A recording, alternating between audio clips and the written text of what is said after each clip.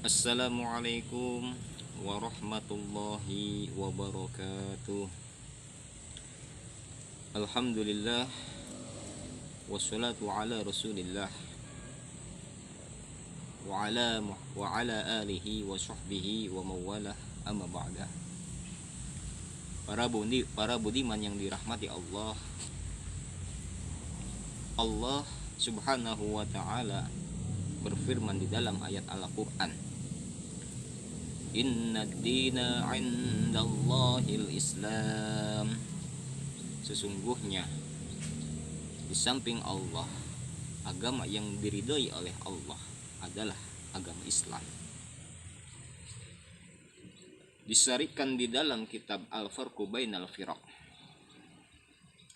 umat Islam adalah umat yang salah satu umat yang akan terpecah belah menjadi beberapa golongan, sebagaimana di dalam hadis bahwa umat Islam akan terpecah menjadi 73 golongan, yang satu akan selamat, dan mereka adalah orang-orang pengikut sunnah-sunnahnya Nabi. Umat Yahudi juga akan terpecah belah menjadi 72 golongan. Umat Nasrani juga akan terpecah belah menjadi 72 golongan. Di dalam hadis tersebut itu sebuah isyarat, sebuah ramalan atau nubuahnya Kanjeng Nabi, bahwa Nabi Muhammad telah memprediksi di akhir zaman nanti umat Islam itu akan terpecah belah menjadi beberapa golongan. Terpecah belahnya umat Islam itu bukan pertama kali, bukan terjadi pada waktu-waktu sekarang saja. Awal mula terpecah belahnya umat Islam itu terjadi ketika Nabi Muhammad meninggal. Pada waktu Nabi Muhammad meninggal, sebagian kaum atau umat Islam itu beranggapan bahwa Nabi Muhammad itu tidak meninggal. Hanya saja Nabi Muhammad itu diangkat oleh Allah ke langit, sebagaimana Allah mengangkat Nabi Isa ke langit. Sebagian kaum yang lain bahwa Nabi Muhammad itu telah meninggal. Terjadilah percekcokan, karena di satu sisi bahkan sahabat Umar pun itu tidak meyakini Nabi Muhammad itu telah meninggal. Maka terjadi percekcokan pada waktu itu, lalu muncullah sahabat Abu Bakar yang meredam perselisihan di tubuh umat Islam pada waktu itu. Apa yang dikatakan oleh sahabat Abu Bakar? Sahabat Abu Bakar mengatakan firman Allah bahwa innaka mayyitun wa innahum mayyitun. Sesungguhnya engkau itu akan mati, dan sesungguhnya semua orang-orang itu juga akan mati. Lalu mengatakan kembali bahwa man kana ya'budu Muhammadan faqad kana Muhammadun matun, wa man kana ya'budu rabba Muhammadin fa innahu hayyun la yamut.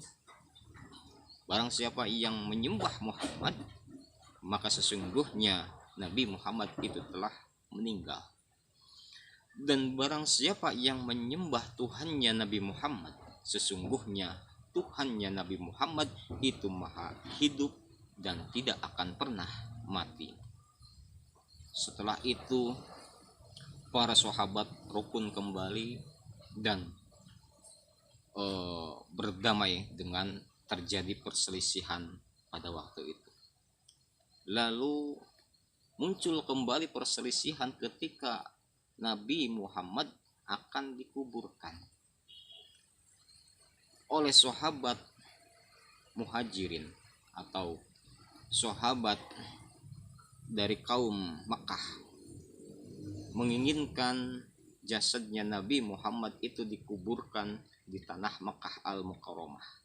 sebab tanah Makkah adalah tanah kelahirannya Nabi, dan tanah Makkah itu tempat kiblatnya umat Islam, dan juga ada makam mbah-mbahnya Nabi Muhammad di Mekah Al-Mukarramah.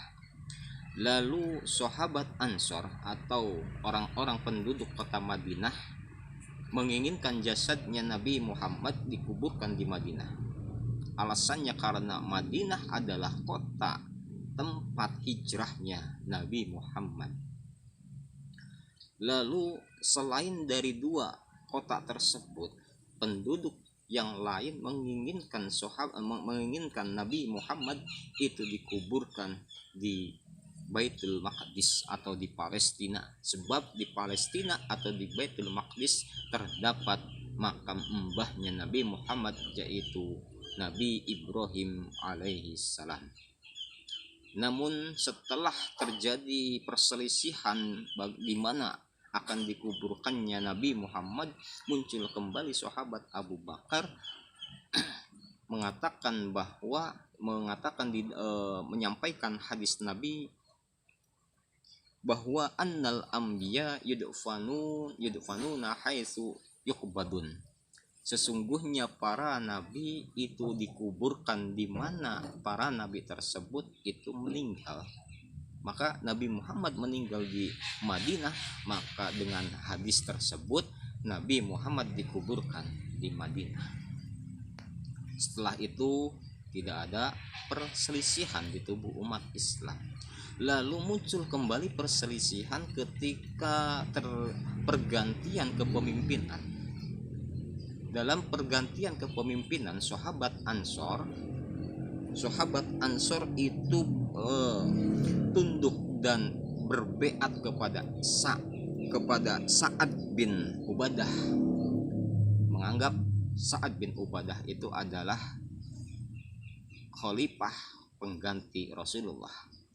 Sedangkan sahabat Muhajirin dari kaum Muhajirin, khususnya dari kaum Quraisy, menginginkan pergantian kepemimpinan itu dari kalangan kaum kaum Quraisy. Sebab Nabi Muhammad pernah bersabda, al-a'immatu min Quraisy, kepemimpinan itu kepemimpinan itu dari golongan Quraisy. Maka setelah adanya hadis Nabi yang mengatakan kepemimpinan itu harus dari kaum Quraisy, maka sudah clear dengan adanya kepemimpinan yang diambil alih oleh sahabat Abu Bakar dengan terjadinya rapat untuk menentukan siapa pengganti Nabi Muhammad. Dan kepemimpinan selanjutnya inilah mulai muncul terjadinya perpecahan di tubuh umat Islam, hingga yang dapat kami sampaikan, mudah-mudahan umat Islam kembali bersatu padu untuk meneguhkan kembali ajaran-ajaran Islam, sehingga umat Islam akan terus maju, akan terus umat Islam seluruh dunia ini tidak akan terpecah belah oleh golongan-golongan yang menginginkan adanya umat Islam itu terus berselisih. Kurang lebihnya mohon maaf. Wallahul muwaffiq ila aqwamit thoriq. Wassalamualaikum warahmatullahi wabarakatuh.